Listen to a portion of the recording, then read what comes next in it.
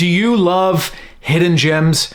Do you love rare and hard to find media that's maybe lost over time or maybe underappreciated?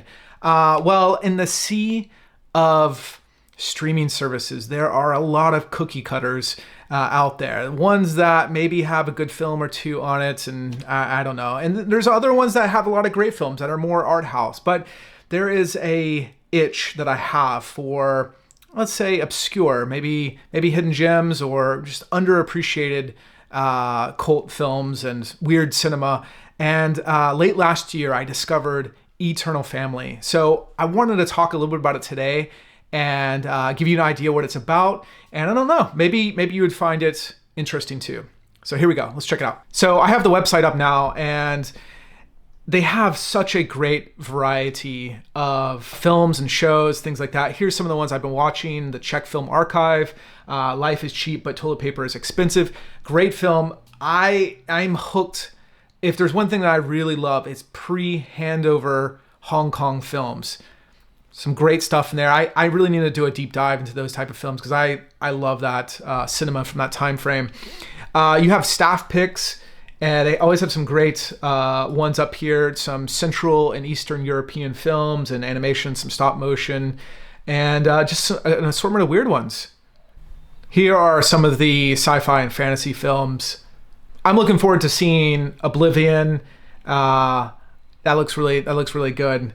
And there's some familiar faces here. If you know, 964 Pinocchio is a wild one. Also, they have a 24/7 live channel, and it kind of reminds me of the old days of before Twitch, back in the dinosaur days.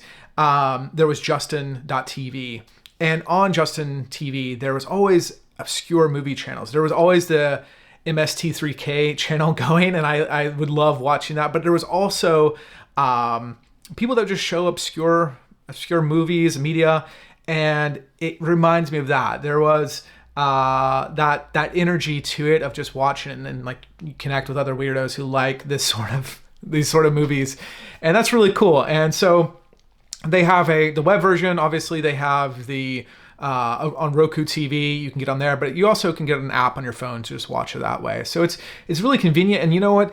I find myself going back to this. There's been subscriptions I've had in the past for other streaming services, and maybe I've watched a film or two on there, but then honestly, I kind of forget about them. And there are so many services out there. It's really hard to give them all attention. And I don't know, maybe you find one good film, but you don't really keep going back to find the discovery of it. Feels old-fashioned, feels kind of cool in the discovering things. Yeah, so they have some animation, they have films, they have things from really old, they have things from the 50s, the 30s in here, and I really love it. I think it's a lot of fun. So anyways, I thought I would just share just a little bit about this platform that I discovered recently. This is not like a paid endorsement or anything like that. I just generally just love it. And I feel that there are so many things competing for our attention, and ultimately maybe you're let down by them, or maybe you only use it once. I feel like this is really cool. This is and it's a niche for those people who have an itch for something a little obscure, a little hidden, a little weird. And I think it can fill that void for people.